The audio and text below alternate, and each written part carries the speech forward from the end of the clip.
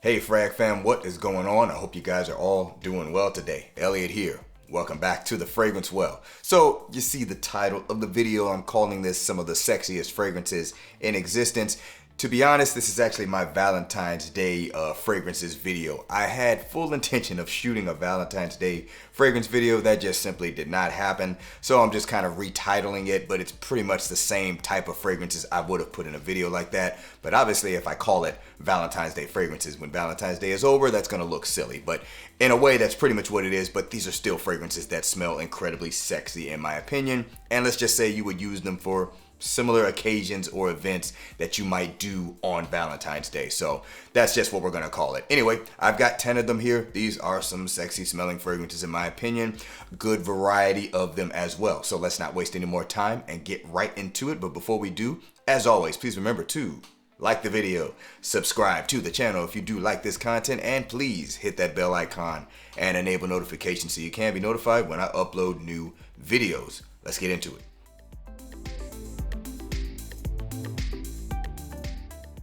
All right, to kick it off, we got one from by Kilian. This is going to be Intoxicated. By Kilian, Intoxicated. So this fragrance is gourmand. I don't think there is a shortage of gourmand style fragrances you can put onto a sexy fragrances list. This one here, coffee based. You're basically getting spicy coffee with this scent.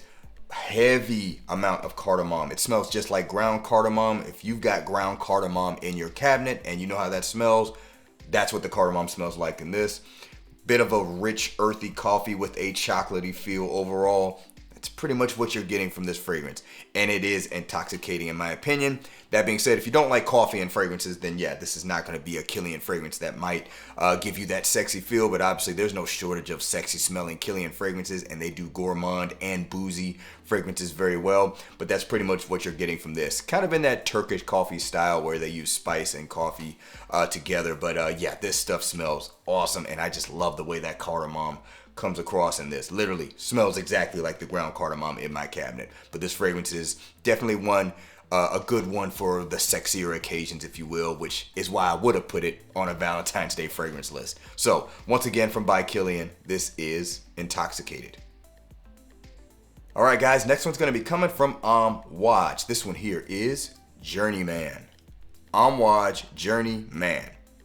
There is a Journey Woman. I would love to get my nose on that. I'd be curious to see what that smells like, but I actually haven't seen it anywhere that there's Amouage fragrances. But that's neither here nor there. What is this? Spicy tobacco is what you're getting from this. And you know, if you think Amouage, you might think like it's in your face spicy, in your face tobacco.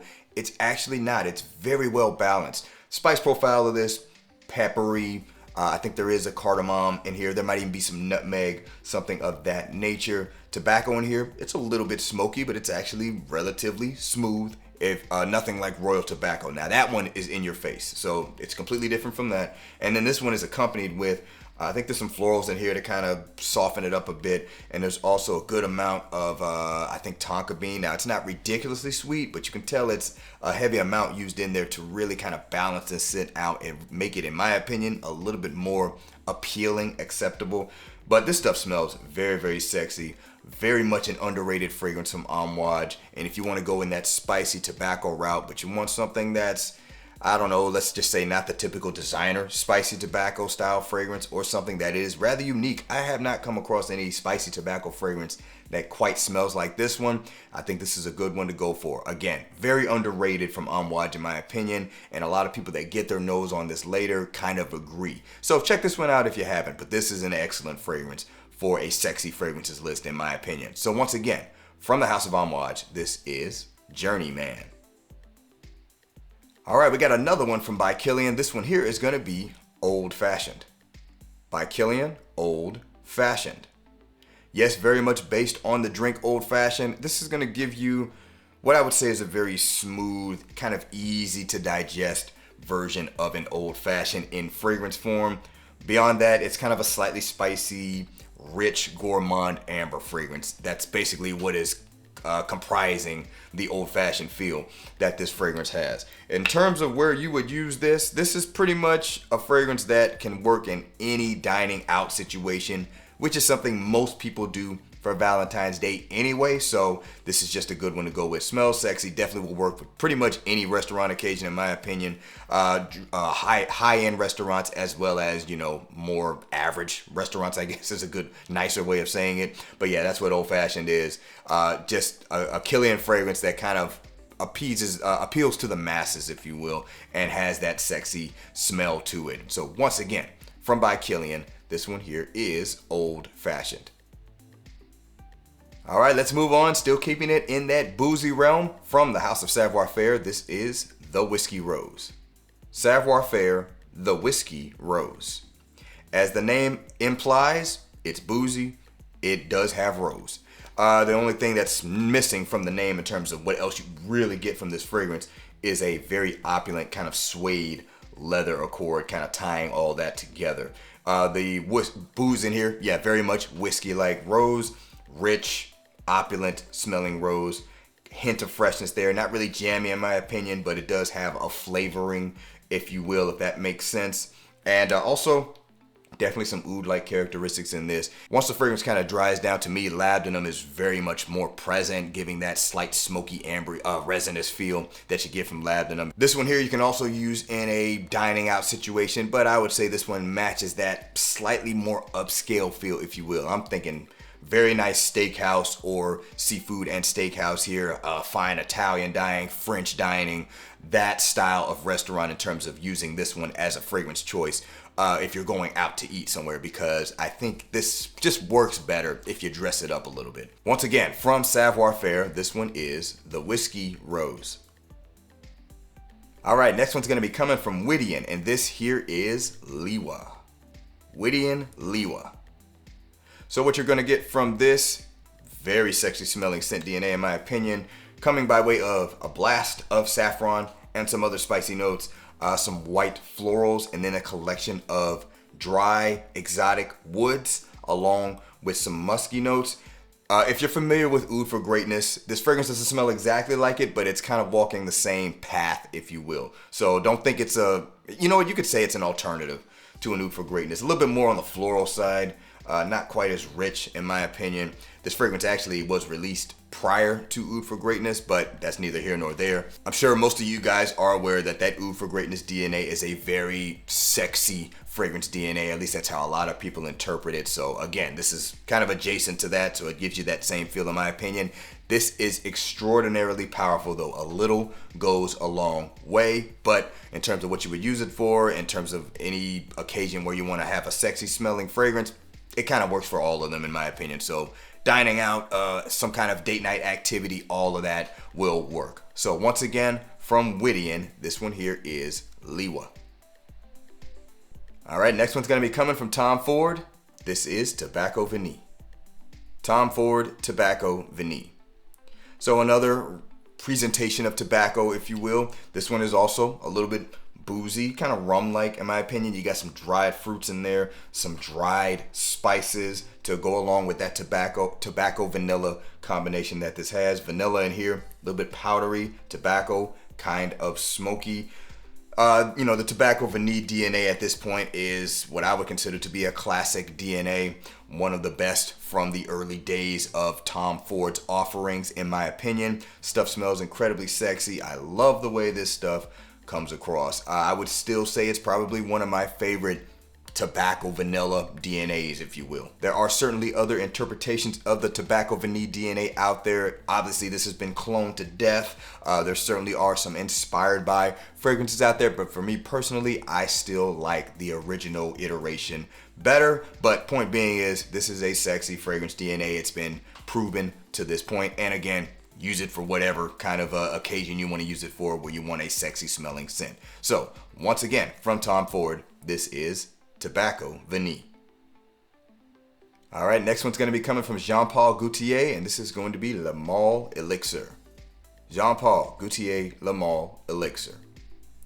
So I think I got to spray this because I haven't sprayed it in a while and it's finally dried down on the cap. But as you guys know, this is very successful fragrance line, if you will, the Le Male line. That is, this is not the latest released one, but I think the latest available version. I think there's, what is there, like an Elixir Absolute or something that just got announced not too long ago. I guess we'll see how that one goes. But I love the richness of this one, that Male DNA with the lavender and the mint. This one has a little bit of spiciness to it, a blast of tonka bean, a good amount of benzoin as well, giving it this kind of dusty feel overall. So again, you get the Male DNA here, but it's just a richer version of it and a little bit more simplified too, in my opinion. But yeah, I love the way this stuff smells. It smells incredibly sexy.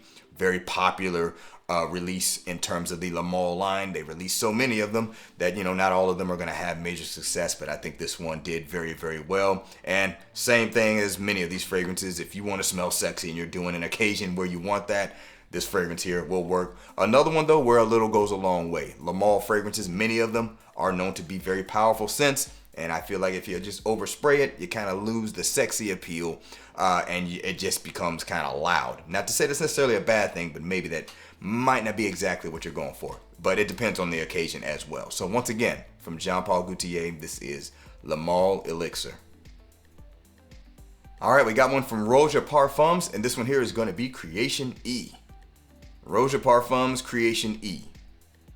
So what are you getting from this scent? Very popular one from the house as well. This fragrance basically smells like Jack and Coke with tobacco. That's pretty much what I get from it. It has that very effervescent, cola, bubbly kind of feel, especially when you first spray it on.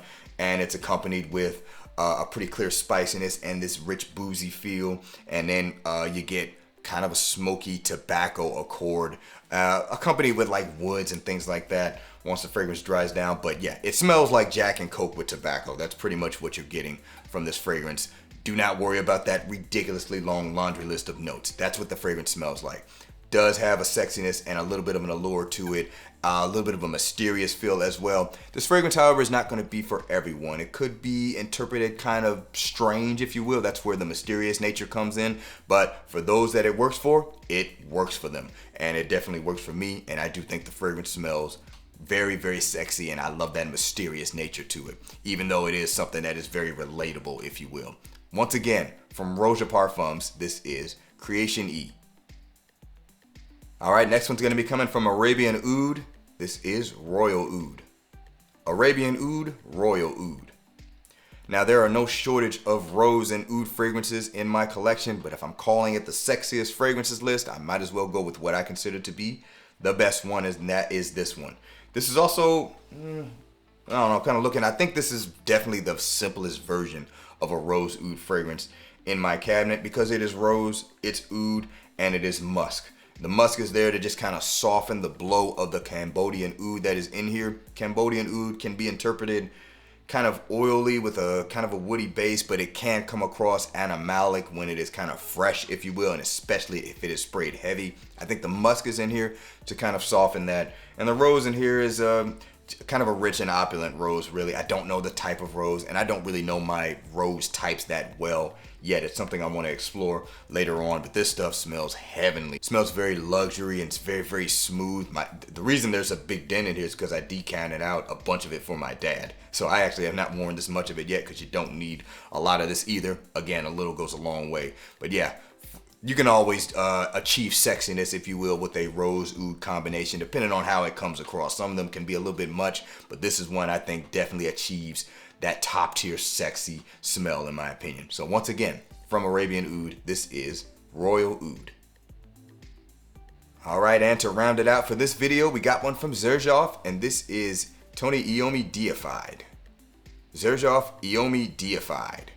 So this one here is going to be a rose, leather, and patchouli fragrance. That's the majority of what I get from this. There is a little bit of a spicy kick to this fragrance, and I think there might be some saffron in here, but it's definitely a blend. Spices could come across a little bit strong when you first spray it, so a little also goes a long way with this one. And again, it's just very rich and dense rose and this very heavy leather. Not quite animalic, but it definitely has some weight to it and a little bit of a punch to it. So it's not like a soft leather, so just keep that in mind.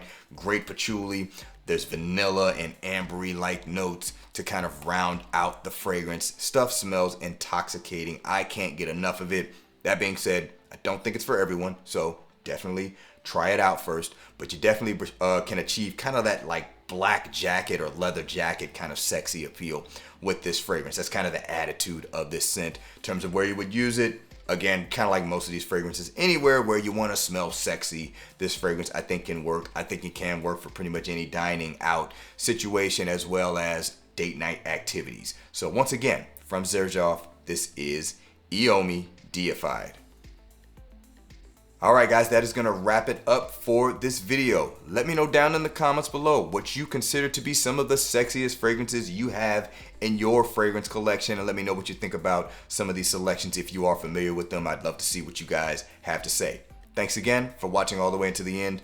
I really do appreciate you all. Please remember to be well and smell well. And I will see you in the next episode of The Fragrance Well. Have a good one.